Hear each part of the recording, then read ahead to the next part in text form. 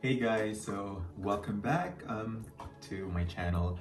So I'm Cyril, and today I just got back from a trip to local nurseries where me and my friend Jen Lee went to today. It's President's Day and it's a holiday, so we thought it was a good idea to just like stroll around the area. So I found this Janella Frosty, which kind of like inspired me to do something today. So look at how the aerial roots are just like reaching for the soil. So the basic care for this plant is, well, it's used for dish gardens, and it should be like bright indirect light, and it can do outdoor shade. So it has to be like kept moist all of the time, which would be perfect conditions when you're inside a terrarium. And this one is also a Selaginella crowlesiana, or the gold tips club moss, which I thought would be really good because I love the chartreuse color, and I think they would be perfect for this terrarium slash planter that my friend Steve sent me back in December. So I was really like looking for the right plant to speak to me, and you know, I really wanted to do like a mini terrarium scene for this. At some point I was thinking like desert, but I'm like too cliche. I'm in California, so that's like quite common. So I'm gonna do like something tropical inspired. They look like tiny trees, so they would look really nice cascading down this like planter. See how the glass is like blown? You see this all around during your visits to gardens, but they're just so cool. Quite heavy too. So continue watching if you. By the way, I'm no expert. I follow this guy named James at Botany Geek on Instagram. He's so good at doing terrariums and small landscapes. Make sure you follow him. His ideas and projects are really goals. So for me, it's just like an amateur take. I've had my terrariums for like maybe around almost 2 years now. All of them are still alive. There were some plants that didn't do well, but in general, they were a bit semi-closed setup, so they're still doing well. So let's just continue. Okay, so I hope this lighting is enough. So let's just stick with our materials. So I already have some pre-mixed soil. It has some vermiculite, some perlite. I think it's too fast draining, but I think this would work. I already pre-mixed my soil, mostly for aeroids and tropicals anyways, but it should be fast draining enough so it wouldn't really like drown my terrarium. And I just use my like nursery boxes, so I don't have a planting tarp or something fancy. And I just got these pebbles from the dollar store. They're really perfect for the purpose of like toppings on your like cacti or succulents, or they're also perfect to serve as false bottoms. So what I've noticed is that on the terrariums or small plantscapes that other plant enthusiasts are doing, is we need a false bottom, since this is like an enclosed container and it doesn't have any form of drainage, which is also the same purpose where we're doing a terrarium, is to keep the moisture inside. There has to be like a false bottom so that excess water would have means of like sitting down and not really sog up your water. So I'm just gonna use the black one. So I think it would look really nice. I'm just gonna put enough so that there's an extra surface for the water to seep through. I think that should be enough. I'm not gonna water this heavily, so I would be watching that. And then I'm also, first I want to establish the soil. So I'm thinking I can't use all the ones that are in here because it's like obviously really tall. If you think the way that I think, see, it is even like taller than the thingy. So I'm just probably gonna use a few portions.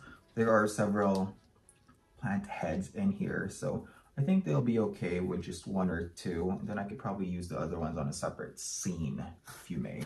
But this one's just enough because it's just the right size based on my imagination. So after the false bottom, I'm just gonna add some soil. What others like to do is they do like to put like a sheet or something to prevent the layers from combining.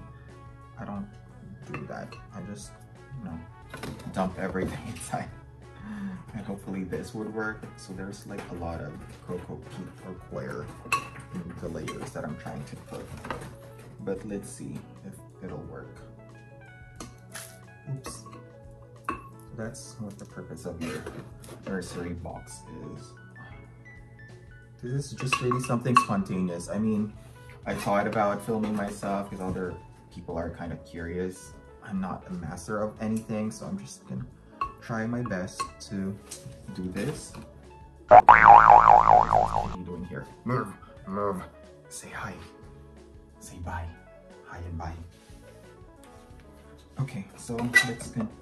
I guess this would be enough for now. That should be enough. I was actually, okay. Now let's just start separating the plant. I should probably do that on my other container here. Nothing fancy. I'm just gonna loosen up the soil. I, most of the time, like to use the same soil that's already in my plant or pot, just to make sure that, I don't know if it's weird, but I just feel like the plant would be adjusting easier if it's like used to more factors that were similar to its growing conditions, like soil. I'm not sure about pH, water and everything, and soil pH. I mean, water pH and soil pH. That's what I was referring to, but I'm just gonna blabber and blabber until I make something. So it looks like it's just like one plant, which is not what I imagined. I should have gotten like the smaller ones, way smaller ones, but it's like it's in a nest formation. So let's see if I could separate this, because it's really bigger and taller than what I wanted it to be. Okay, let's just hope I can break it apart. So this looks like it would separate.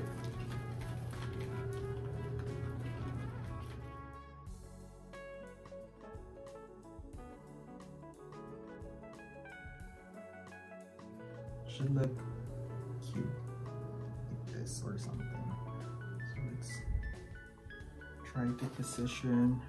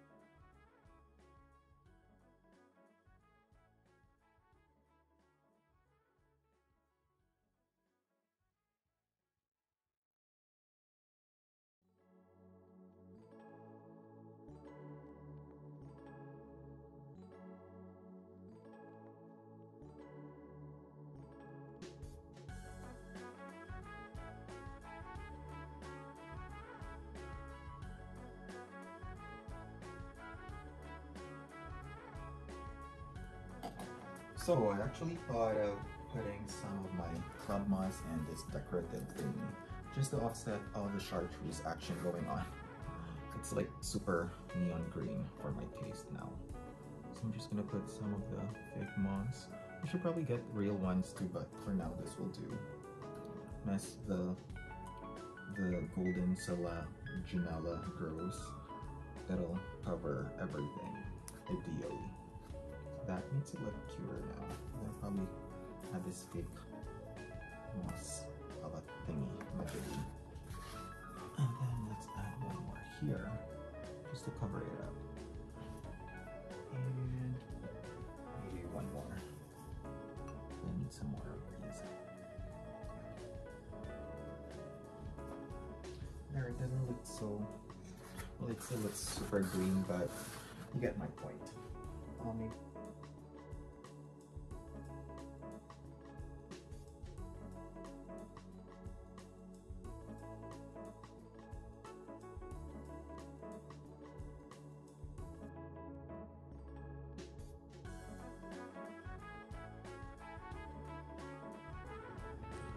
So for the purpose of this video, I used preserved moss to cover the soil. I don't really like the look of soil, but I'll probably order some live moss to replace it soon, because I like it to look like very jungly. But hopefully in the future, the Selaginella would take over and cover everything. So you get what I mean. So false bottom, your soil, eventually that'll grow moss on it soon, and hopefully this would keep the humidity in. So it's partly, well, semi-closed setup, so the humidity should be okay inside.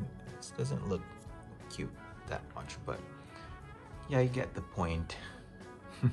Thanks for watching, and if you don't follow me on Instagram, follow me at Cyril Cybernated. I'll be leaving the link below, and also I'm putting it on the screen.